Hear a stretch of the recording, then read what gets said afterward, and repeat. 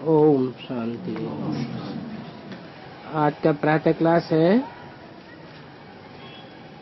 30 जुलाई 1964। Record चला है, ले लो दुआएं माँ बाप की।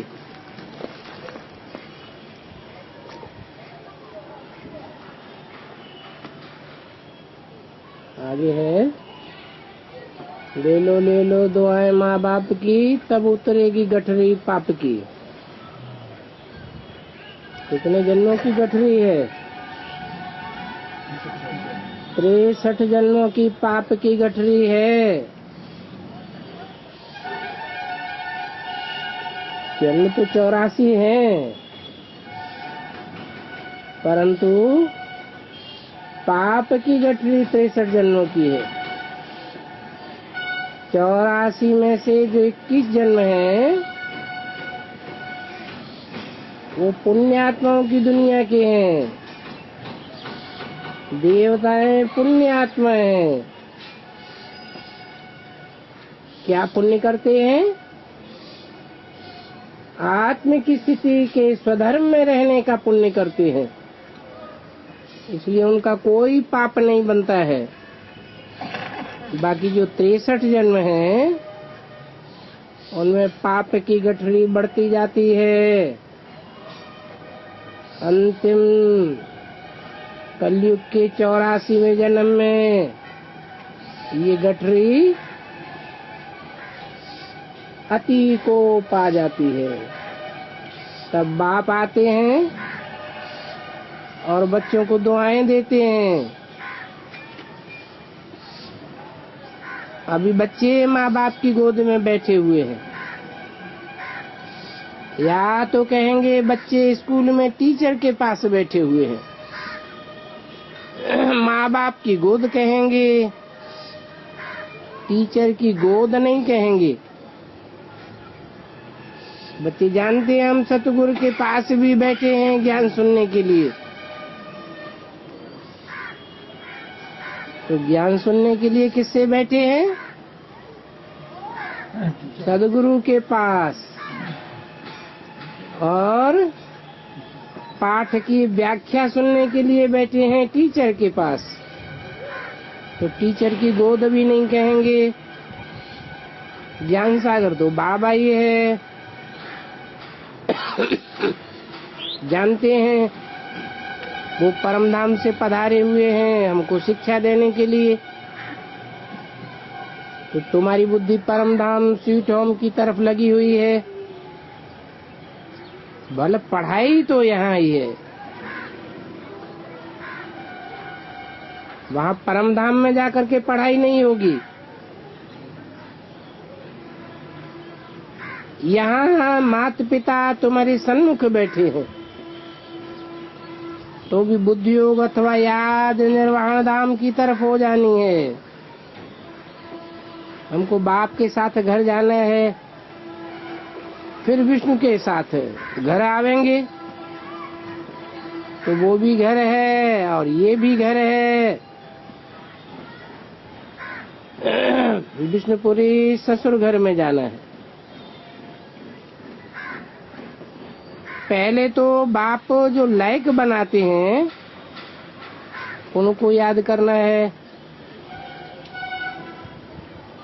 माँ बाप होते हैं, कन्या को लायक बनाते हैं।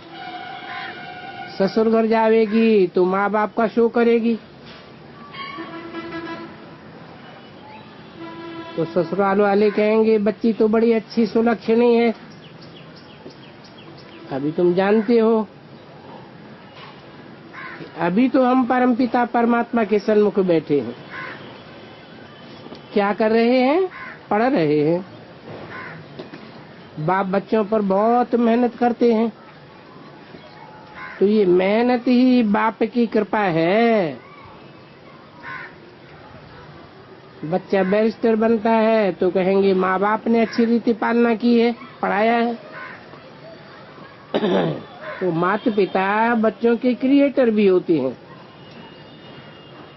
डायरेक्टर भी होते हैं। मेल बच्चों का मोह बाप में जाता है,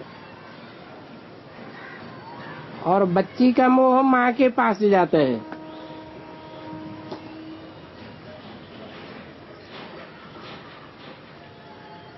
ये लौकिक व्यवहार की बात बाबा ने क्यों बताई?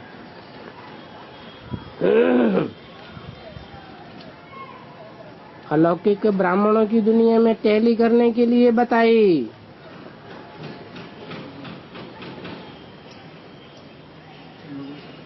क्या? कि लक्ष्मी का मोह ब्रह्मा की ओर जाता है और नारायण का मोह ज्ञान सागर बाप की ओर जाता है। ये तो जानते हो कि बाप से ही वर्षा मिलता है। कुमारी तो जाकर के माँ बनेगी। अब यहाँ तुम ब्राह्मण कुलभूषण हो, ये ब्राह्मण तो गाए जाते हैं। प्रजापिता ब्रह्मा की संतान तो बहुत हैं। उन ब्राह्मणों से भी तुम पूछ सकते हो कि तुम कुखवंशावली हो या बुखवंशावली हो। अगर कुखवंशावली संतान हो तो लौकिक माता पिता से जन्म लेते हो। उनसे पूछो, तुम ब्रह्मा मुख वंशावली अपन को कहते हो, तो ब्रह्मा मुख से तुम कब पैदा हुए? वो बताए नहीं सकेंगे कि ब्रह्मा मुख से कब पैदा हुए। और तुम तो प्रैक्टिकल में जानते हो कि हम ब्रह्मा मुख कमल से अडॉप्ट हुए हैं और अडॉप्ट करने वाला है शिव बाबा। यहाँ तुम समझते हो हम बाप, टीचर, गुरु तीनों के सन्मुख बैठे हुए हैं। बाप क्या करते हैं? बाप मैनर्स सिखाते हैं। श्री कृष्ण जैसे देवी गुणवान बनो, सर्वगुण संपन्न, 16 कला संपूर्ण, संपूर्ण हिंसक, मर्यादा पुरुषोत्तम बनो। और बनना भी यहाँ ये है। ये सारा पुरुषार्थ पर मदार है। मनुष्य तो ये नहीं जानते कि राधा कृष्ण अगले जन्म में कौन थे। कौन थे? है? अगले जन्म में कौन थे? वो तो पिछला जन्म हुआ है। राधा कृष्ण अगले जन्म में कौन थे? बाबा का मतलब अगले से पिछले जन्म का है या आगे आने वाले जन्म का है? ये है राधा कृष्ण। कौन से राधा कृष्ण की बात है? हाँ, मंदिरों में जिन राधा कृष्ण की पूजा होती है वो सतयुग के हैं या संगम युग के हैं? तो पूछा कि मनुष्य क्या जानते हैं? ये तो सिर्फ तुम बच्चे ही जानते हो। लक्ष्मी नारायण के मंदिर में देखेंगे तो कहेंगे अगले जन्म में ये ब्रह्मा सरस्वती थे। तुम निश्चय से जानते हो। जो पूज्य थे वो ये पुजारी बने हैं, अभी फिर पूज्य बनते हैं। पुजारी भक्त को कहा जाता है। नर से नारायण, बैगर टू प्रिंस बनाने का वर्षा बाप बगैर तो कोई दे ही नहीं सकता। तुमसे अगर कोई पूछे कि तुम क्या कर रहे हो, तो तुम बोलो हम गॉड फादर द्वारा पढ़ रहे हैं। और तुम हर एक की बुद्धि में एम ऑब्जेक्ट तो है। क्या एम ऑब्जेक्ट है? नर से नारायण बनना है और नारी से लक्ष्मी बनना है। वो लौकिक पढ़ाइयाँ होती हैं, उनमें भी एम ऑब्जेक्ट होता है पढ़ाई का। कोई डॉक्टर बनता है, कोई इंजीनियर बनता है, कोई वकील का लक्ष्य देता है। परंतु वो लौकिक पढ़ाइयाँ तो हैं अल्पकाल की,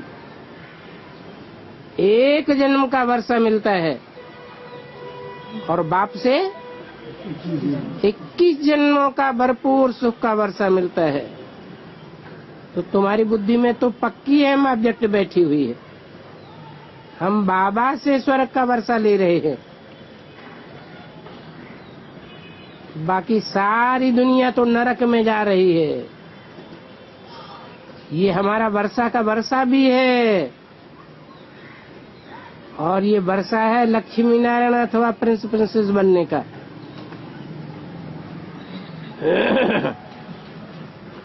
लक्ष्मी नारायण कौन बनेंगी और प्रिंस प्रिंसेस कौन बनेंगे? लक्ष्मी नारायण बनना अच्छा है या प्रिंस प्रिंसेस बनना अच्छा? क्यों? क्योंकि डायरेक्ट नर से नारायण बनना ये तो इसी जन्म की बात हो गई। और अगर नर से प्रिंस बने तो कोई का बच्चा बनना पड़ेगा, तो ये तो सेकेंडरी एम ऑब्जेक्ट हुई। फर्स्ट क्लास एम ऑब्जेक्ट तुम्हारी है जो तुम नर से नारायण बनते हो। बाबा ने समझाया है प्रिंस प्रिंसेस की भी कॉलेज होती है। क्या ये प्रिंस प्रिंसेस की कॉलेज कौन से धर्म में खुलती थी? कौन से धर्म के लोग होते थे जो भारत में प्रिंस प्रिंसेस की कॉलेज खोलते थे? क्रिश्चियंस और क्राइस्ट की भांति कृष्ण से मिलाई जाती है। बात कहाँ की है? संगम युग में कैसे? हाँ, जो ब्रह्म है वो कृष्ण वाली आत्मा है, तो उनका एम ऑब्जेक्ट है नर से प्रिंस बनने का। तो कहेंगे उनके लिए एम ऑब्जेक्ट है प्रिंस बनने की, तो काय का कॉलेज हुआ? उनका है प्रिंस प्रिंसेस बनने का कॉलेज, और तुम्हारा है लक्ष्मी नारायण बनने का कॉलेज। तुम्हारा कॉलेज कौन सा है और उनका कॉलेज कौन सा है? उनका कॉलेज है ब्रह्मा कुमारी ईश्वरी विश्वविद्यालय, और तुम्हारा है आध्यात्मिक ईश्वरी विश्वविद्यालय एडवांस पार्टी। तुम एडवांस में जाते हो, नर से डायरेक्ट नारायण बनते हो। वो तो नर से पहले प्रिंस बनेंगे, बच्चे के रूप में जन्म लेंगे, फिर बाद में नारायण बनेंगे। तो यहाँ इस कॉलेज में दो तरह की पढ़ाइयाँ होती हैं, प्रिंस प्रिंसेस भी बनते हैं और लक्ष्मी नारायण भी बनते हैं। अभी तुम तो जानते हो कि भविष्य में नए विश्व का प्रिंस प्रिंसेस बनने के लिए हम पढ़ रहे हैं। नए विश्व को सतयुग कहा जाता है। सतयुग में अथवा कलयुग में होंगे तो मनुष्य, और नॉलेज भी मनुष्यों को मिलती है, जानवरों को तो नॉलेज नहीं मिलती। मनुष्य दैवी गुणों वाले थे, अभी वही मनुष्य आसुरी गुणों वाले बने हैं, फिर हम दैवी गुणों वाले बनते हैं। तो ये तुम बच्चों की बुद्धि में बैठा है, और ये बहुत समझने की सहज सहज बातें हैं। 84 का चक्कर भी भारत के लिए ही है।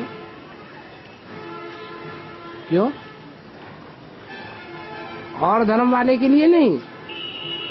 क्यों नहीं है?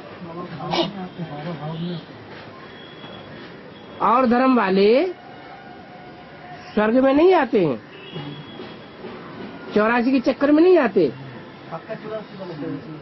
हाँ, जो और धर्म में कन्वर्ट होने वाली आत्माएं हैं वो कुछ न कुछ कच्ची आत्माएं हैं, वो पूरी पढ़ाई भगवान जब आते हैं तो भगवान से पूरी पढ़ाई नहीं पढ़ती हैं, पूरी पढ़ाई न पढ़ने के कारण वो और धर्मों में कन्वर्ट हो जाती है।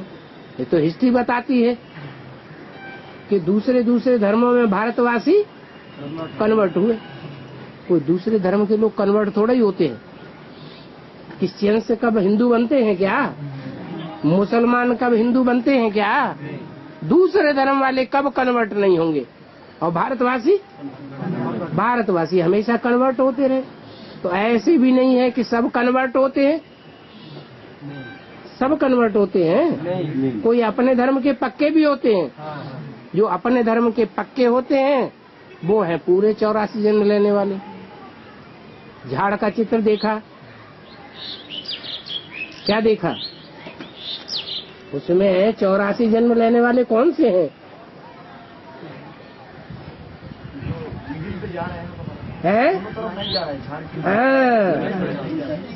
झाड़ में दाईं ओर भी डालियां निकली हैं और बाईं ओर भी डालियां निकली हैं। जो दाईं ओर की डालियां हैं वो भारतीय धर्मों की हैं, जैसे बौद्ध धर्म, संन्यास धर्म, सिख धर्म, आर्य समाज। ये दाईं ओर की ओर मुड़ने वाली डालियां हैं, भारतीय डालियां हैं, भारतीय धर्म है। और कुछ डालियां ऐसी हैं जो बाईं ओर की मुड़ी हैं।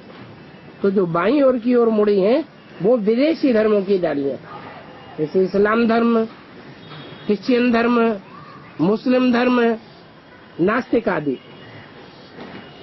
तो ये भी तुम जान गए हो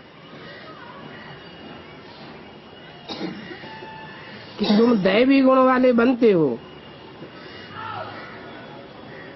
और तुमने ही 84 का चक्कर लगाया है। माना तुम और धर्मों में कन्वर्ट नहीं होते हो। जो थोड़ा सीधा गया है नीचे से ऊपर, तुम उससे थोड़ के हो, अपने धर्म के पक्के हो। तुम भारत को धोखा नहीं देते हो। और धर्म में जो कन्वर्ट हो जाते हैं वो भारत को धोखा दे जाते हैं। तो तुम बच्चों की ये बात बुद्धि में बैठी हुई है कि हम दैवी गुणों वाले देवता बनते हैं। ये सहज समझने की बातें हैं। 84 का चक्कर भारत के लिए है। 84 के चक्कर का राज और किसी की बुद्धि में नहीं बैठेगा, नहीं बुद्धि में बैठेगा। जो और धर्म में कन्वर्ट होने वाले दूसरे धर्म के लोग होंगे, आत्माएं होंगी, उनकी बुद्धि में ये 84 का चक्र नहीं बैठेगा। क्या कहेंगे?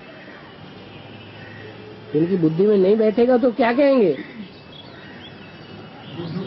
मुसलमान क्रिश्चियन होंगे वो तो कहते हैं एक ही जन्म होता है, 84 जन्म होते ही नहीं है।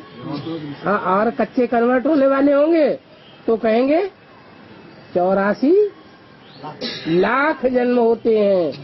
84 लाख के चक्कर में भ्रमण करना पड़ता है, तब कहीं जाके मनुष्य जन्म मिलता है। तो उनकी बुद्धि में बैठेगा नहीं। ये सुदर्शन चक्र देव आत्माओं को दिया है, परंतु उन्हों को तो है ही नहीं। किसको है? तुम ब्राह्मण धर्म के जो धर्म में अभी कन्वर्ट हुए हो उनके लिए है। जो ब्रह्मा की औलाद बने हो उनके लिए सुदर्शन चक्र है। मनुष्य तो कहेंगे सुदर्शन चक्र कृष्ण के था, विष्णु को था। विष्णु लक्ष्मी नारायण का कंबाइंड रूप है। छोटेपन में वो राधे कृष्ण थे, परंतु वो भी सिर्फ कृष्ण को देते हैं, राधे को कब नहीं चक्र दिखाएंगे। क्यों? राधे को चक्र क्यों नहीं दिखाते हैं? क्या राधे ने 84 का चक्र नहीं घुमाया? 84 के चक्र में राधे की आत्मा नहीं आती है क्या? है? आती तो है, फिर चक्र क्यों नहीं दिखाते? है? क्या? उम्र कम है?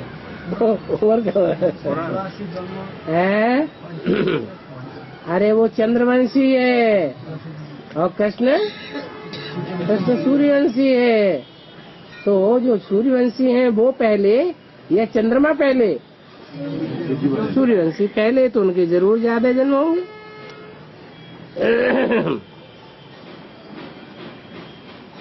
तो वास्तव में सुदर्शन चक्रधारी तुम हो,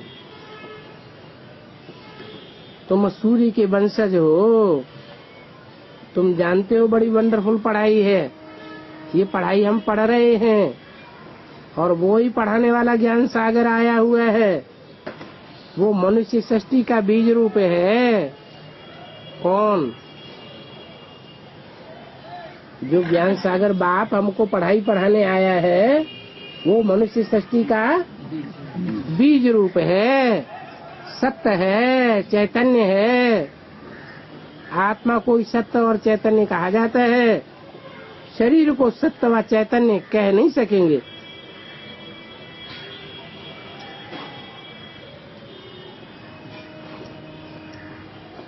गर्भ में जो पिंड होता है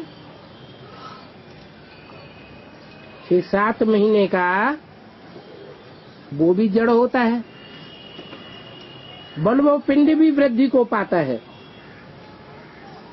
और वृद्धि तो हर चीज की होती जाती है, परंतु मनुष्य की महिमा है। मनुष्य की महिमा भी होती है तो मनुष्य की ग्लानि भी बहुत होती है। अखबार में पढ़ा था इंग्लैंड का prime minister house of Commons में गया तो साथ में बिल्ली को भी ले गया। अरे अब देखो बिल्ली का भी कितना मान हो गया। 30-64 की वाणी का दूसरा पेज। वो तो वहां बिल्ली को भी ले गया और तुम वहां बिना परमिट के जा भी नहीं सकते हो। बिल्ली को परमिट मिल जाता है और तुमको परमिट मिलने में कितनी तकलीफ होती है। अब क्या कहेंगे? कहेंगे मनुष्य तो जानवर बुद्धि है। वास्तव में मनुष्य को मनुष्य की पालना करनी चाहिए या जानवर की पालना करनी चाहिए? है? पहले तो अपनी जाति की पालना करनी चाहिए ना। मनुष्य को जानवर थोड़ा ही पालने हैं। ये क्या कहा है? मनुष्यों को जानवर नहीं पालना चाहिए है?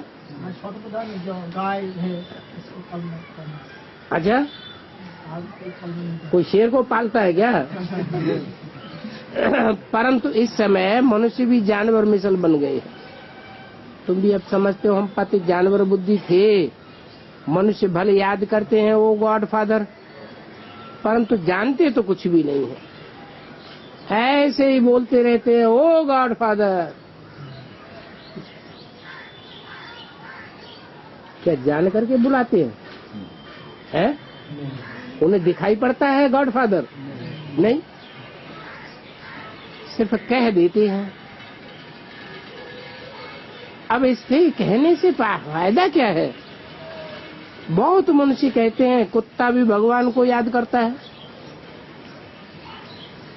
कुत्ता भी पेट तो भरता है ना। अब वो भी गॉड सिर्फ कहे और जाने भी कुछ भी नहीं, तो मनुष्य और जानवर में क्या फर्क हुआ? अभी तुम तो कितने ऊंचे बनते हो। अभी तुम्हारी बहुत महिमा निकलेगी और तुम्हारी महिमा प्रैक्टिकल में निकलेगी। तुम्हारा जब प्रभाव निकलेगा तो बस कहेंगे अब हम तो किसी के पास नहीं जाएंगे सिवाय ब्रह्मा कुमार कुमारियों के। ब्रह्मा कुमारियां शिव की पौत्र पौत्रियां हैं और बाबा तो एक ही है। ब्रह्मा बाबा एक है जिससे तुम रचे जाते हो। जानते हो हम शिव बाबा के पोत्र वो पोत्रियां हैं।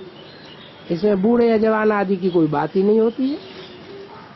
शिव बाबा के पुत्र हैं, ब्रह्मा के पुत्र और पुत्री ठहरे। कितनी सहज बातें हैं। ये ब्राह्मणों का कुल है, ये तो जानते हो कि इस कुल का क्रिएटर तो बाप ही है। हम शिव बाबा के बच्चे, इस झाड़ के हम पहले फाउंडर हैं। ये ब्रह्मा संगम युग पर छुर में बैठे हैं। तो तुम्हारी बुद्धि में आता है कि हम ऊंचे से ऊंचे शिव बाबा के पुत्र हैं। उस ऊंचे से ऊंचे शिव बाबा से हम स्वर्ग का वर्षा ले रहे हैं। तो ये बात कभी नहीं भूलना चाहिए। देह सहित जो कुछ भी है सब कुछ भूल करके अशरीर बनना है। अभी हमको वापस आत्माओं के धाम परम धाम जाना है। डाड़े के पास कहो, स्वीट होम में कहो, जाना तो है ना। हम शिव बाबा के पोत्र पोत्रियां हैं, तो बाप भी चाहिए, दादा भी चाहिए। बरोबर हम ब्रह्मा कुमार कुमारी हैं और शिव के पुत्र हैं। दाड़े का ही वर्षा मिलता है। विश्व की बादशाही को ही सच्चा स्वराज्य कहा जाता है। सारे विश्व का तुम मालिक बनते हो, वहां तुम्हें कोई का डर नहीं है। इसको अद्वैत राज्य कहा जाता है। किसको है? तो विश्व का राज्य है, उसको अद्वैत राज्य कहा जाता है, क्योंकि एक बाप ही आकर के स्थापन करते हैं। और दुनिया में जो भी राज्य है वो सब मनुष्यों के द्वारा स्थापन किए हुए हैं। वो द्वैत हैं, उनमें दो दो बातें चलती हैं। और बाप आकर जो राज्य स्थापन करते हैं वहाँ सिर्फ एक कुल होगा, एक सारी दुनिया में भाषा होगी, एक राज्य होगा, एक राजा होगा। तो कितनी वंडरफुल बातें हैं। तुम ऐसी दुनिया के मालिक बनते हो जहाँ कोई दूसरा रहता ही नहीं है। उसको कहते हैं सर्वगुण संपन्न 16 कला संपूर्ण, संपूर्ण हिंसक परमो धर्म देवी देवता सनातन धर्म। बाबा ने समझाया है कि हिंसा भी दो प्रकार की होती है। एक होती है वायोलेंस और दूसरी हिंसा, फिर है काम कटारी चलाना। एक तो किसी का खून कर देना, मारपीट करना, वो है हाँ वायलेंस। और ये जो काम कटारी चलाते हैं ये भी हिंसा है। अभी तुम तो डबल अहिंसक बनते हो, न काम कटारी चलाते हो और न वायलेंस करते हो। बाहुबली की भी बात नहीं, सतयुग में हिंसा की बात ही नहीं होती। वहाँ न जिस्मानी हिंसा होती है और न विकारों की हिंसा होती है। अहिंसा परमो देवी देवता धर्म। तो संतान भी कैसी पैदा होती है? विकारी या निर्विकारी? निर्विकारी संतान पैदा होती है। वहाँ बच्चा रोते हुए पैदा होगा क्या? जन्म भी रोते हुए नहीं, मध्य में भी नहीं रोएगा जीवन में, और अंत समय जब मृत्यु का समय आएगा तो भी स्वेच्छा से शरीर छोड़ेगा। तो देखो हमें ऐसी दुनिया के भांति बनते हैं। अभी हम जानते हैं कि ब्राह्मण से हम देवता बनेंगे, फिर हमारा मनुष्य नाम निकल जाएगा। क्यों है? हमारा मनुष्य नाम क्यों निकल जाएगा? हम देवता कहे जाएंगे। बुद्धि नहीं चलाएंगे, मननात् मनुष्य, मन चलाने वाले को मनुष्य कहा जाता है। तो देवताएं का मन नहीं चलाएंगे, तो आत्मिक स्थिति में रहते। उनको अनुमान या मन चलाने की दरकार ही नहीं। तो नाम पड़ता है मनुष्य किसका, जो मन का उपयोग करता है अथवा जिसका मन चंचल होता है, उनको कहा जाता है मनुष्य। और देवताओं का मन एकाग्र होता है या चंचल होता है? चंचल होता है, एकाग्र होता है, एक जगह बस ज्योति बिंदु आत्मा हूँ, बस। दूसरे को देखेंगे तो भी ज्योति बिंदु आत्मा, अपन को देखेंगे तो भी ज्योति बिंदु आत्मा। उन्हें आत्मा ही दिखाई पड़ती है, देह दिखाई पड़ती ही नहीं, तो देह बनाता ही नहीं। अभी तुम जानते हो कि हम मनुष्य से ऐसे देवता बनते हैं, जैसे बैरिस्टर, इंजीनियर आदि बनते हैं। वो कैसे बने? पढ़ाई से बने। वो होती है आसुरी पढ़ाई, मनुष्यों की पढ़ाई, और तुम्हारी है ईश्वरीय पढ़ाई। वो तो तुम खुद ही जान सकते हो, दूसरे कोई क्या जाने। तुम जानते हो हम इस पढ़ाई से देवता बनते हैं, और बनना भी बहुत सहज है, क्योंकि इस पढ़ाई का नाम है सहज राजयोग और सहज ज्ञान। वैरायटी धर्म वाला ये जो झाड़ है, उसकी आदि मध्य अंत का तुमको ज्ञान है, जो और कोई को नहीं है। क्यों? ये वैरायटी धर्मों का ज्ञान, ये 84 के चक्र का ज्ञान, ये 5000 वर्ष के सच चक्र का ज्ञान और कोई को क्यों नहीं है? क्योंकि वो दूसरे धर्म वाले तो पूरे 84 के चक्र में आते ही नहीं हैं। तुम तो जानते हो कि हमारा बाप, हमारा टीचर परमधाम से आए हैं। किस लिए आए हैं? हमको पढ़ाने के लिए आए हैं। तो ये परमधाम देखो कितना ऊंच ठाव है, इतना ऊंच, इतना दूर ठाव है कि वहाँ कोई एरोप्लेन से भी जा नहीं सकता। बाबा बिगर पंख कैसे आकर के पड़े? कोई को ऐसे पंख मिलते ही नहीं ज्ञान योग के। जो बाप आकर के हमको ज्ञान योग के पंख देते हैं, हम उन पंखों से उड़ करके परमधाम पहुंचते हैं। तो इतनी तुमको खुशी रहनी चाहिए। हमारा बाबा टीचर भी है, बाप भी है, गुरु भी है, और रहते भी हैं परमधाम में। वहाँ से आए हमको पढ़ाए जाते हैं। उनको बहुत ही सर्विस करनी है, भक्तों को भी राजी करने की सर्विस उनको करनी होती है। बाप कहते हैं ये भक्त मुझे नहीं जानते हैं। कौन जानते हैं? है? तुम बच्चे जो सन्मुख आकर ज्ञान सुनते हो, वो ही जानते हैं। जो मेरे सन्मुख आए वो मेरे को जानते हैं, जो मेरे सन्मुख आकर पढ़ते ही नहीं वो मेरे को जानते ही नहीं। क्या 500-700 करोड़ मनुष्य दुनिया में हैं, वो सन्मुख आवेंगे? आ ही नहीं सकते। तो इतनी मैं ऊंच सर्विस करता हूँ। जो नौधा भक्ति वाले होते हैं उन्हों की भी दिल पूरी करता हूँ। उन नौधा भक्ति करने वालों का भी साक्षात्कार बच्चों ने किए है। नौधा भक्ति में बैठते हैं, बस कृष्ण दर्शन दो, आंखों से जार आंसू बहाते रहते हैं।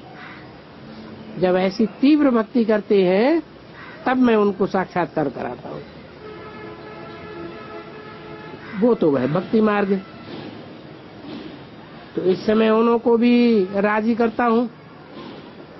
तुमको तो सन्मुख बैठ सुनाता हूँ और पढ़ाता भी हूँ। उनको साक्षात्कार में राजी करता हूँ, और तुमको तो सन्मुख प्रैक्टिकल में राजी करता हूँ, पढ़ाता ही हूँ। तो भगवान बात तो बरोबर है, इसमें कोई शक नहीं है। गीता में भी लिखा हुआ है, हे बच्चे तुमको नर से नारायण बनाने राजयोग सिखला रहा हूँ, परंतु देखो नाम कृष्ण का डाल दिया है? क्या गड़बड़ कर दी? है? बाप की जगह बच्चे का नाम डाल दिया। कृष्ण की आत्मा तो इस समय अंतिम जन्म में है। वो बैठ पढ़ रही है या पढ़ाने वाली है? वो तो बैठ करके पढ़ते हैं। तो कृष्ण भगवान वाच तो है ही नहीं, कृष्ण भगवान ही नहीं है। बच्चे जानते हैं बरोबर सूर्यवंशी चंद्रवंशी राजधानी स्थापन हो रही है। हम पुरुषार्थ करके 16 करा संपूर्ण अहिंसक मर्यादा पुरुषोत्तम देवताओं का वर्षा लेंगे। बाबा कितना रहम दिल है, आकर बच्चों को गोद में लेते हैं। बच्चे कहते हैं बाबा आप भी वही हो और हम भी वही हैं जो फिर से आकर के मिले हैं। आप वही बाबा हैं और हम वही आपके बच्चे हैं। अब आप आए हो राजभाग देने, इसलिए अधूरी है।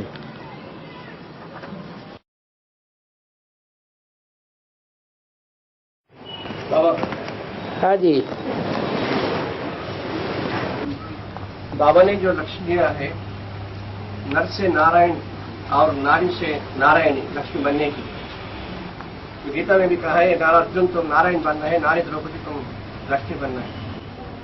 वो राम वाली आत्मा और वैष्णवी माना छोटी माँ जो लक्ष्य दिया है वो संपूर्ण लक्ष्य को प्राप्त करते है ना बाबा? हाँ जी। तो जब नारी की अल्टीमेट लक्ष्य नारायणी है और नर की अल्टीमेट लक्ष्य नारायण है, वो दोनों प्राप्त किया है, तब वो दोनों प्राप्त किया है, तब सच, जब सच की बात आते हैं, सच नारायण सिर्फ सच नारायण कहते हैं, सच लक्ष्मी नहीं कहते हैं। जब वो दोनों अल्टीमेट लक्ष्य को प्राप्त किया तब लक्ष्मी को भी सच लाभ होना चाहिए ना। सच्ची को उसने स्वतः ही धारण किया और पहले धारण किया नहीं बाबा, जब कि बाद में नाक रगड़ के धारण किया। लेकिन बाबा जब बाकी पहचान जब होती है, सत्य तो वो है जो सत्य को तुरंत धारण कर ले, मान रहे ये सच्चाई है, हम इससे मानते हैं और जानने के लिए उत्सुक है। वो मानने और जानने के लिए उत्सुक हुई, अभी तक नहीं हुई, तो फिर काहे के लिए सत्य से लक्ष्मी हो जाएगी। और बाबा गीता सच्चమైన गीत कदा मरी ये गोपाल भाई बहुत ज्यादा करता है वकालत। సత్యమైన గీతకి రష్యాలో ఎందుకు మరి ఒప్పుకోలేదు బాబా बाबा पूछते हैं కోర్టులో ఎందుకు పడింది గీత? अभी रशिया में जो बात चल रहा है तो सच्चे माना गीता को, भगवत गीता को निषिद्ध किया। हाँ जी। जब वो सच्ची है वो निषिद्ध क्यों करते हैं, सब पूछते हैं। क्योंकि सब धर्म वाले तो आस्तिक हैं और रशिया में कौन से लोग हैं, नास्तिक हैं।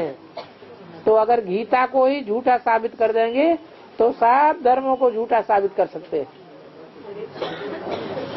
इसलिए उन्होंने गीता को ही पहले पकड़ लिया कि गीता में पार्शियलिटी है। अगर गीता में पार्शियलिटी साबित हो गई तो सब धर्मों में जितने भी धर्म ग्रंथ हैं वो सब पार्शियलिटी वाले साबित हो जाएंगे। क्योंकि गीता है सबका माँ बाप माता। वो तो हमारे लिए है, उनके लिए थोड़ा ही है। और लेकिन में भी ये शूटिंग चल रहा है ना बाबा, तो सच्ची गीता तो ब्राह्मण वाला बीके वाला वो तो निश्चित कर रहे हैं, तो जानकारी देंगे।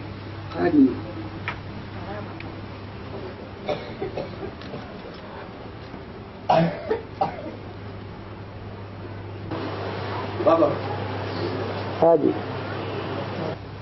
ज्ञान तो एक साधन है, साध्य नहीं है, और सब कुछ साध्य होता है याद की बल से। जैसे विश्व की बादशाही राम वाली आत्मा याद की बल से प्राप्त करते हैं और सब विकर्म भी विनाश याद में ही होती है ना बाबा? तब कई आत्मा है ज्ञान बहुत सुनाते हैं लेकिन 10-15 मिनट भी बात याद में नहीं बैठ सकते। तब योगी तो आत्मा मुझे विशेष प्रिय कहना सही है ना, तो ज्ञानी आत्मा क्यों बोला? सब कुछ साथ। क्योंकि जो जितना ही ज्ञानी होगा वो उतना ही योगी बन सकेगा। ज्ञानी माने जानकार, जानी जानी जाननार। बाप को जानने वाला है तब ही तो याद कर सकेगा। जानने वाला ही नहीं है तो याद में भी कमी आ जाएगी या नहीं आ जाएगी? नहीं आएगी, जरूर आ जाएगी। जानने में भी कमी आ जाएगी तो याद करने में भी कमी आ जाएगी, दूसरों को बताने में भी कमी आ जाएगी। न खुद पूरा याद करेगा न दूसरों को पूरा याद करा सकेगा। इसलिए ज्ञानी तू आत्मा मुझे विशेष प्रिय है। और जानने वाले सब नंबरवार हैं।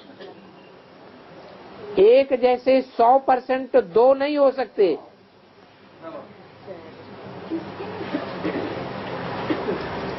और बाबा हाँ जी, ये तो बाबा कहते हैं मैं रोज तुमको नई बात सुनाता हूँ, ये तरह ज्ञान सुनाता हूँ, ऐसे बोलते हैं ना बाबा। तो ये भी बोलती है तो ज्ञान तो दिन प्रतिदिन रिफाइन हो जाएगी। तब ये अष्टदेव की जब बात आती है बाबा, पहले जो सूर्यवंशी की जो 8 है वो अष्टदेव बताए उनको। अभी रिसेंट क्लासिफिकेशन में सूर्यवंश से 4 और चंद्रवंश से 4 वो मिलकर अष्टदेव बनते हैं। लेकिन वो तो देवी है बाबा, देव नहीं है। तो देवी तो हैं, लेकिन देव जी महाराज से पूछो, देवी के बगैर, देवी को माता गुरु बनाए बगैर तुम देव बन सकते हो? नहीं, माता बगैर उद्धार नहीं होता है। नहीं हो सकता है तो जिसके बगैर नहीं हो सकता है उसको आगे रखना पड़ेगी, नहीं आगे रखना पड़े?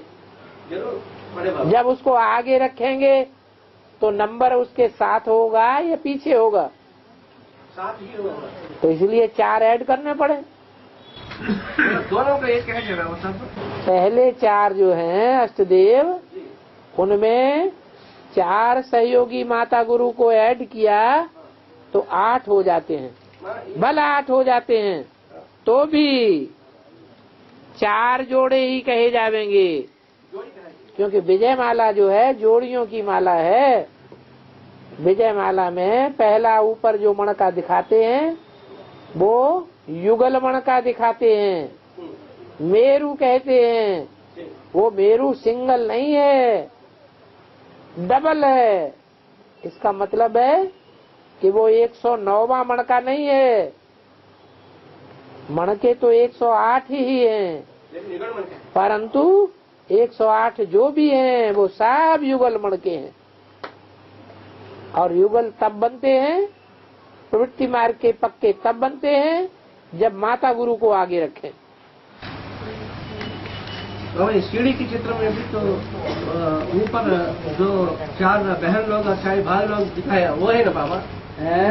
तो सीढ़ी के चित्र में वो लेफ्ट साइड माना स्वर्णिम संगम में जो 4 बहन लोग और 4 भाई लोग को दिखाया सीढ़ी के चित्र में। वो नष्टदेव नष्ट देवियां हैं सीढ़ी के चित्र में बाबा। हाँ जी। आगे तब बाबा वो तो ग्रह ये 4 जोड़ी माना ये 8 नवग्रह में आ जाएगी बाबा। नवग्रह ग्रह कहते हैं घर ग्रस्त को। घर ग्रस्त में सब इकट्ठे होते हैं, बच्चे भी होते हैं, बाप भी होते हैं, ग्रैंडफादर भी होते हैं, बाबा भी होते हैं, पर बाबा भी होते हैं। उसको घर गृहस्थी कहा जाता है।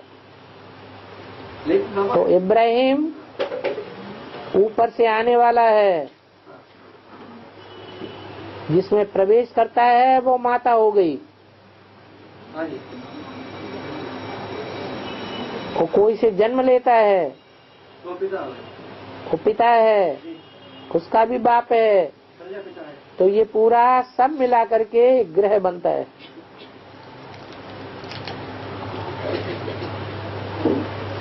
और बाबा एक देव तो अष्ट है, ग्रह तो नव है, माना एक डिफरेंस है, ये क्या बाबा?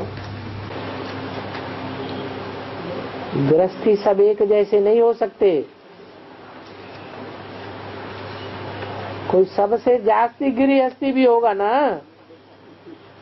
हाँ, कि सब श्रेष्ठ गृहस्थी होंगे?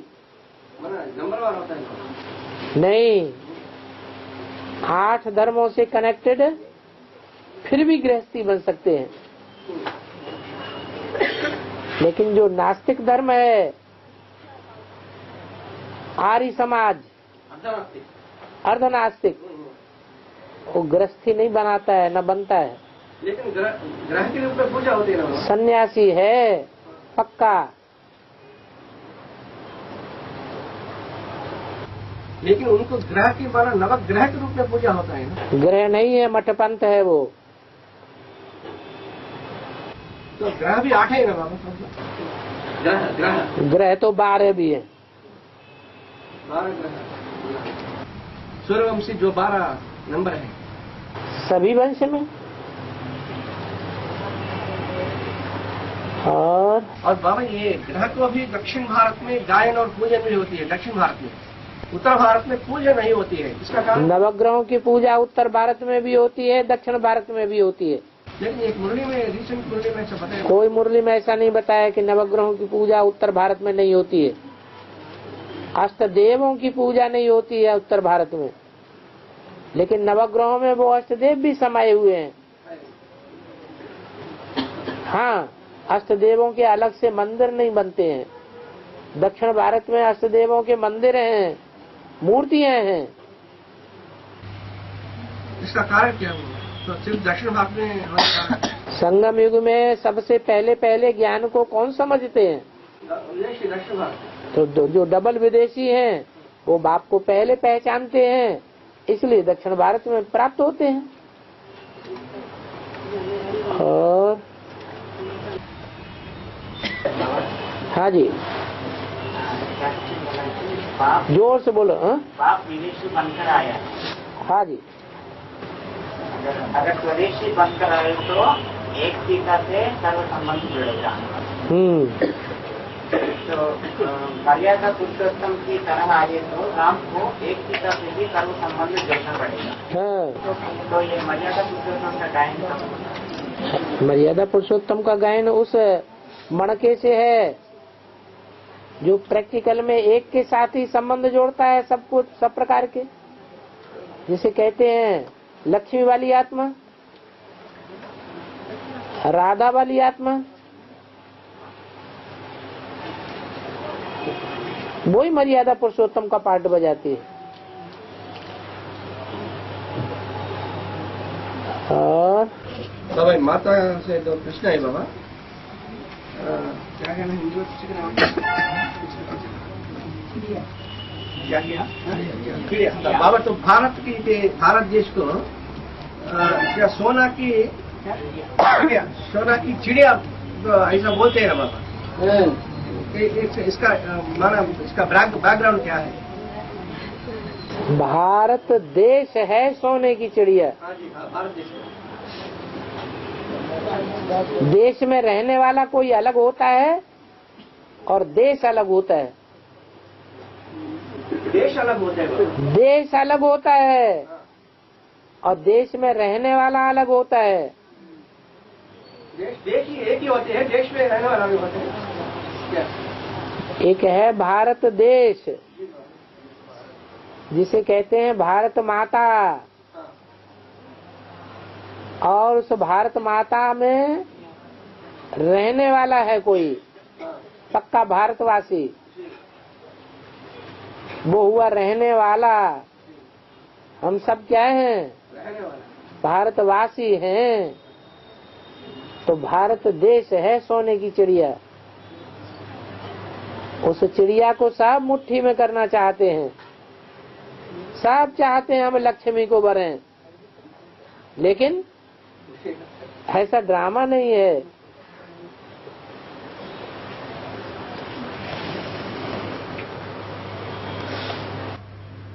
बाबा एक दूसरा प्रश्न है माता है, तो सभी नदियों की पानी सागर में समय होते हैं ना बाबा?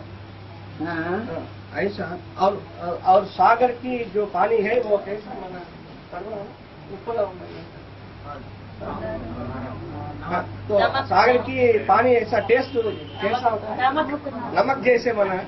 नमक जैसे होता है बाबा। और नदियों की पानी तो बहुत स्वीट होती है, मधुर होती है। इसमें इसका कारण क्या है? इसका कारण ये है कि कोई भी पानी हो, कितना भी खारा हो, कहीं से भी पानी को उठाओ, जब उसकी डिस्टिल्ड वाटर बनाएंगे तो वो मीठा हो जाएगा या खारापन ऊपर जाएगा। तो ये नदियों का जो पानी है वो भी बरसात का पानी डिस्टिल्ड वाटर है, उसमें खारापन नहीं आ सकता, वो मीठा पानी ही होता है। नदियां बहाती हैं मीठा पानी, और जो पोखरे होते हैं, छोटे छोटे तालाब जिनमें पानी रुका हुआ रहता है, उनमें गंदा पानी भी रुक जाता है, चलायमान नहीं रहता, इसलिए उनमें नमकीन असर आ जाता है। हाँ, खारी हो जाते हैं, बेविचारी हो जाते हैं। बेहद में कैसा लागू होना? बेहद में इसको कैसे लागू होने? अरे बेहद में ज्ञान नदियां ज्यादा ज्ञान का लेन देन करती हैं आपस में, या जो पोखरे हैं, तालाब हैं, वो ज्ञान का ज्यादा लेन देन करते हैं। तो नदियां ज्ञान का जल चालू रहता है, उनका चलायमान रहता है, इसलिए स्वच्छ रहती है। और जो बहते नहीं है, इकट्ठा एक जगह पानी रखा रहता है, उसमें उस पॉल्यूशन पैदा होता है।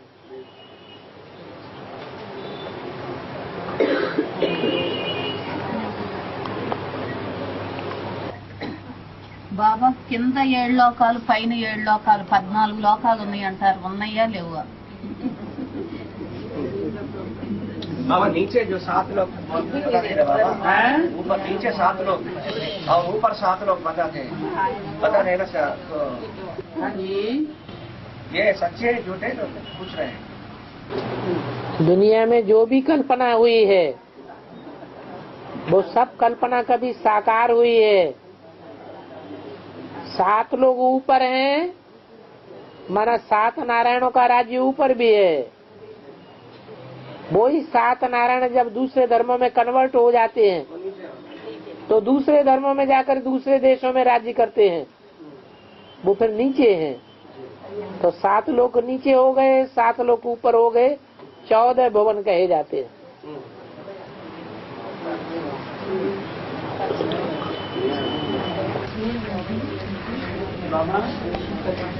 भारत को जो सोने की चिड़िया कहा गया है, उसको समझना कैसा और समझाना कैसा? सोना माने सच्ची, सच्चाई कहते हैं प्योरिटी को। जिसमें प्योरिटी है वो ही सच्चा है, जिसमें प्योरिटी नहीं है उसे सच्चा नहीं कहेंगे, झूठा कहेंगे। कोई ने झूठा कर दिया। व्यभिचारी को झूठा कहा जाता है, अब व्यभिचारी को सच्चा कहा जाता है। पुरुष भी व्यभिचारी बन जाते हैं, स्त्रियां भी व्यभिचारी बन जाती हैं, परंतु पुरुषों को आज की दुनिया में सबको दुर्योधन दुशासन का है। माने कोई भी पुरुष सच्चा नहीं है। और स्त्रियों के लिए ऐसा नहीं कहा है कि सब सूपनखाएं पूतनाएं हैं, नंबरवार हैं।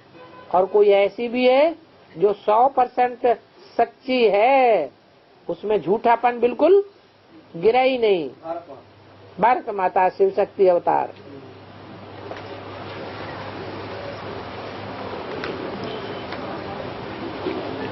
बाबा, ये गीता में एक श्लोक है बाबा, क्लेशो अधिकतरम तेषाम अव्यक्त आसक्त के सम्मान किए। जो निराकारी को उपासन करते हैं उनको बहुत तंग होती है। ऐसा क्यों बाबा? दूसरों को ज्यादा तंग किया है तो तंग होंगे नहीं। ज्यादा बड़े राजा कौन बनते हैं?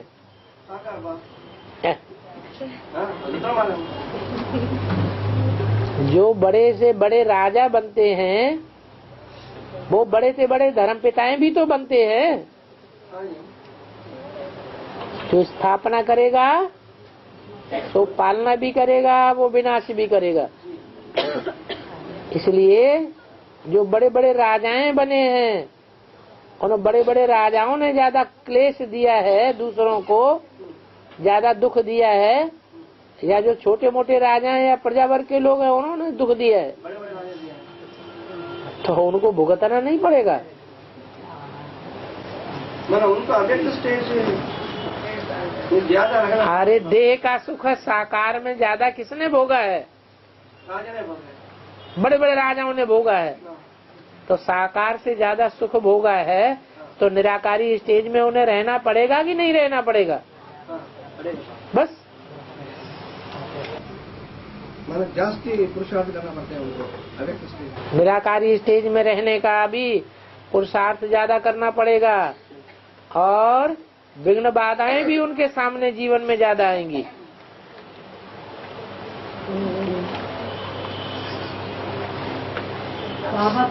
लेकिन एक प्लस पॉइंट भी है उनके जीवन में। वो प्लस पॉइंट ये है, क्षिप्रम भवति भुक्तात्मा। वो बहुत जल्दी मुक्त हो जाते हैं विघ्न बाधाओं से। जो साकार उपासी है उनको विघ्न बाधाओं से क्रॉस होने में टाइम लग जाता है। బాబా పంచభూతాలు కళ్ళకు కనపడతాయి అంటారు, గాలి కనపడుతుందా కనపడదా? అంటే ఆకాశం, భూమి, అగ్ని, నీరు కనపడుతుందా? గాలి సూక్ష్మమైన కళ్ళకు కనపడుతుందా లేదా? बाबा पूछ रहा है तो पंचभूत है ना बाबा, जल वायु अग्नि आकाश। उसमें माना हवा के बजाय सभी दिखाने के लिए पड़ती है। सभी हवा के अलावा जो चार भूत है उनको हम देख सकते हैं। क्यों आकाश को देख सकते हैं? आकाश शून्य, आकाशाన్ని చూడలేదు అంటున్నారు। ऐसा तो हवा भी हमें क्यों नहीं दे सकते हैं? हवा स्पर्श इंद्रिय के द्वारा देखने में आती है। स्पर्श इंद्रिय से जब हवा स्पर्श होती जाती है तो पता चलता है ठंडी हवा है या गर्म हवा है, सूखी हवा है या नम हवा है, तो देखने में आती है ना। जैसे इन आँखों से देखा जाता है वैसे चमड़ी से भी देखा जाता है, स्पर्श ज्ञान। बाबा परिक्रमा पद्धति का बेस क्या है बाबा? परिक्रमा पद्धति तो जो सप्त स्वर है बाबा। हाँ हाँ हाँ, वो वेद में 7 नारायण ही सप्त स्वर हैं।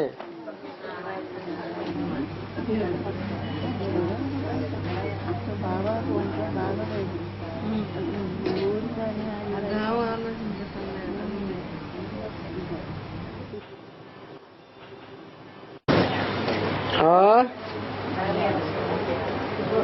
बाबा तो ब्रह्मा मानस पुत्र है ना बाबा, सनातन सनंदन और सनत कुमार ब्रह्मा मानस पुत्र कहा जाता है बाबा। जी वो कब का बात है माना? जो लेखराज ब्रह्मा जब शरीर छोड़ने के बाद उसको जो पहली जो मूर्ति याद आई और उसके साथ जो माना 4 धर्मों की जो बीज है ना बाबा, ये हाँ कब का बात है? हाँ जी, वो कब का बात है? आदि की ही बात है।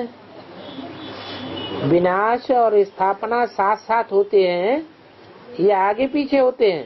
साथ साथ तो जैसे ही स्थापना का बीज पड़ा वैसे ही विनाश का भी बीज पड़ गया। माना आदि में और आदि में भी है तो अंत में भी है। आदि में सन 36 में है तो मध्य में सन 76 में है और अंत में भी वो प्रत्यक्ष होते हैं। अगर प्रत्यक्ष नहीं होंगे तो सारी दुनिया में विनाश का डंका भी नहीं बजेगा। ब्रह्म हाँ जी, माना यहाँ ब्रह्मा माना किसको लागू होता है बाबा? देख रहे उसको, यानी जो अव्वल नंबर ब्रह्म है वो है। नहीं, विनाशकारी कौन है? शंकर नहीं, प्रैक्टिकल में कौन है? शक्ति है। फिर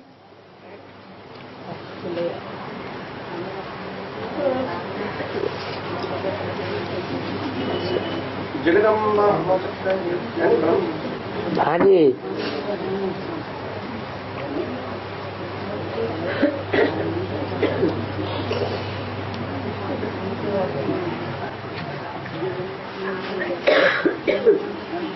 बाबा अंत में तो कहा ना, तो तुम बच्चे इस सृष्टि पर परमधाम को उतार नहीं।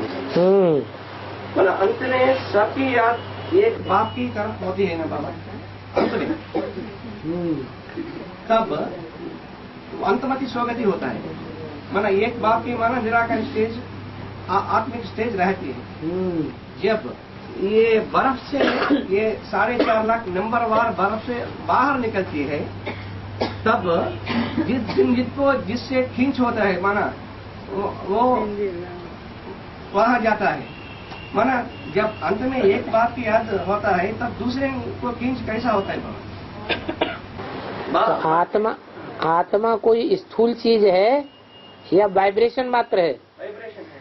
तो वाइब्रेशन की वाइब्रेशन से खींच हो जाती है। लेकिन अंतमति स्वगति, जब अंतमति कैसा होता है बाबा? बाप की याद में होते हैं ना, बाप की याद में रहने से एकाग्र चित्त हो जाते हैं ना। हाँ।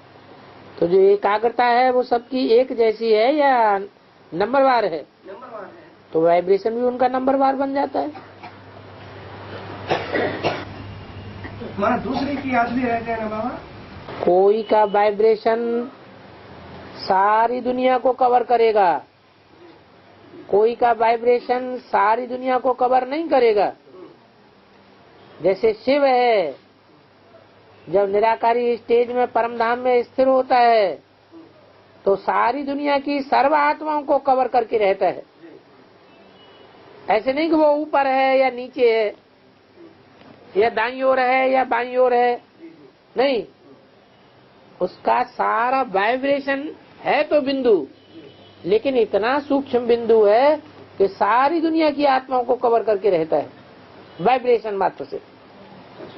ऐसे ही प्रजापिता शिव बाप को कवर करके नहीं रह सकता, बाकी सारी दुनिया को कवर करके रहता है। इसलिए 500-700 करोड़ मनुष्य सृष्टि का बाप है, शिव ज्योति बिंदु का बाप नहीं है। ऐसे ही और नंबरवार।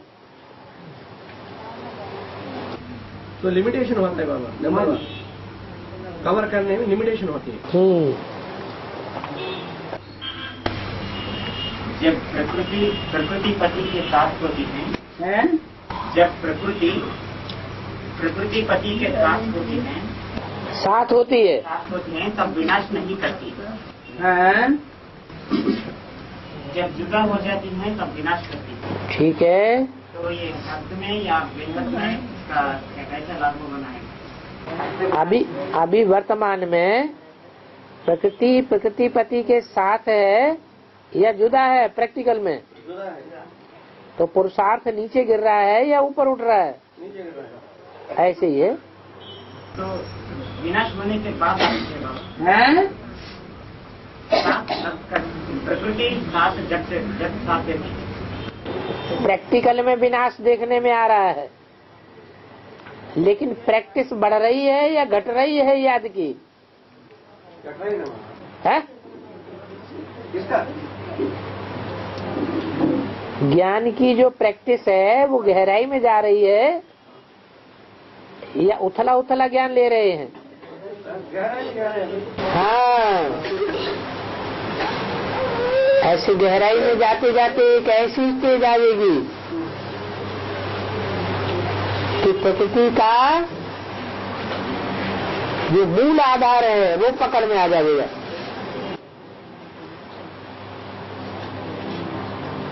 बस प्रकृति सौम्यनिष्ठा है। मैं अपनी प्रकृति का आधार लेकर प्रत्यक्ष होता हूँ। जैसे शिव बाप प्रत्यक्ष होता है वैसे प्रजापिता भी। बाबा तो आखिरी जन्म में जो राम और कृष्ण वाले माना उनको लौकिक जन्म देने वाला भी वो सामान्य नहीं है। एक मुरली में बोला भाई, एक वार्तालाप में बोला हैं? राम और कृष्ण जो है उनकी अंतिम जन्म में माना लौकिक जन्म देने वाला वो भी सामान्य नहीं है। ये ऐसा बोला बाबा एक वार्तालाप में। उसका मतलब क्या? विशेष आत्माएं हैं तभी तो जन्म दिया है। प्रहलाद को जन्म देने वाला कोई साधारण है या असामान्य है? हाँ माना वो असुर है ना बाबा। हिरण्यकश्यप तो असुर है ना। हाँ असुर है, लेकिन जो भी है वो पावरफुल है या सामान्य प्रजाजन में से है? बस बाबा एक मुरली में बोला है कोई जिज्ञासु आएंगे तो उनका पहला थोड़ा सुनाओ और इंटरेस्ट दिखाएंगे तो और थोड़ा सुनाओ, ऐसा बोला है। और उनके पीछे दौड़ने के लिए दरकार नहीं है, उनके पीछे दौड़ने के लिए दरकार नहीं है, ऐसा बोला है।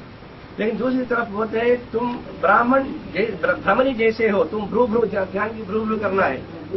माना ऐसा क्यों? दो बात क्यों? ज्ञान की भू करना है अपने परिवार वालों को, जो हमें अपने दिल से अलग नहीं करना चाहते हैं, अपने पास ही रखना चाहते हैं। बाकी वो दुनिया वाले जो हमारी बात को सुनना ही नहीं चाहते, हमारे नजदीक ही नहीं आना चाहते, उनको भू करने की बात नहीं है।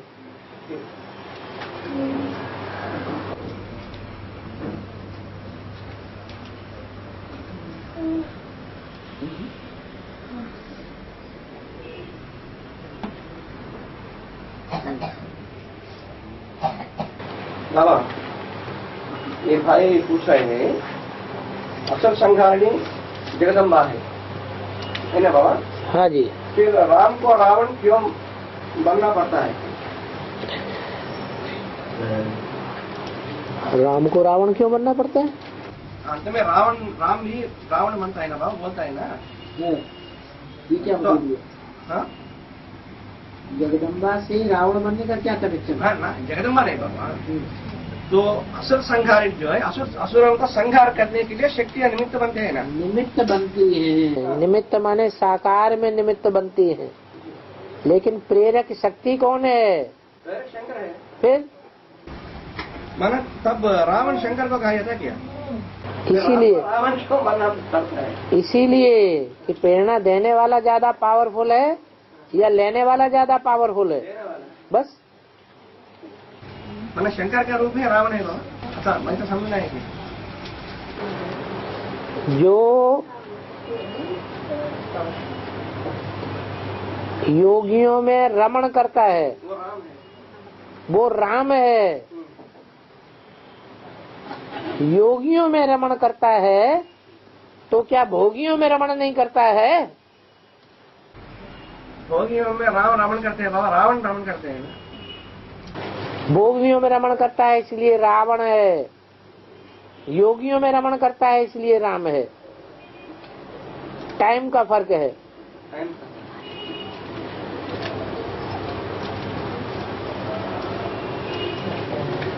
और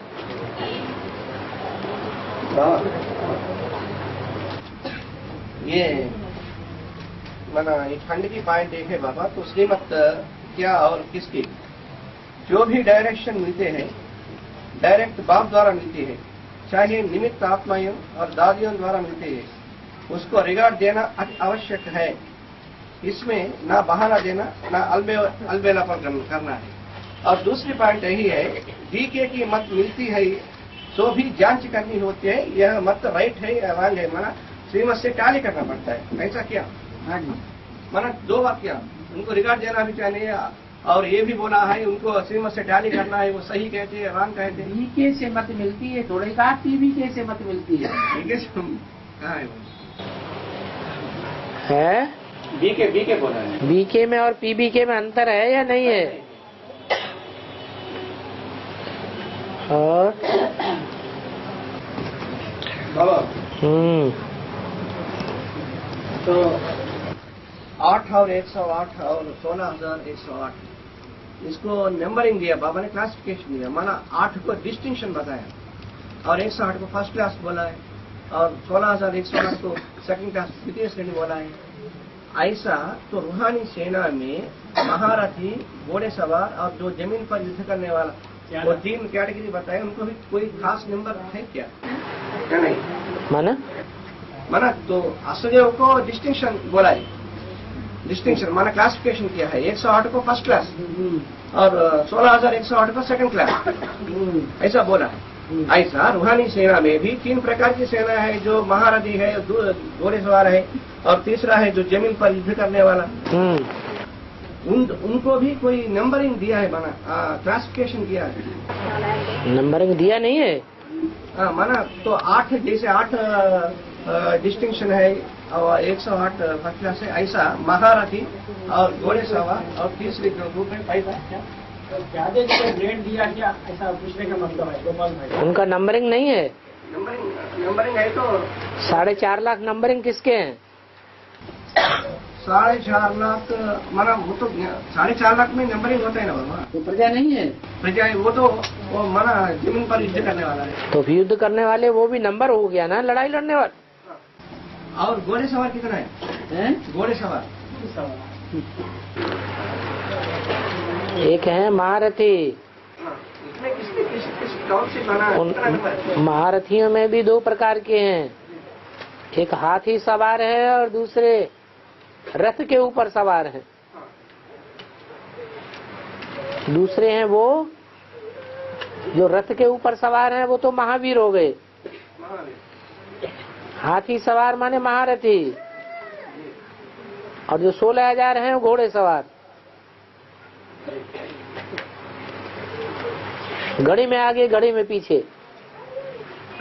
तो पुरुषार्थ की है। हाँ जी। ओम शांति।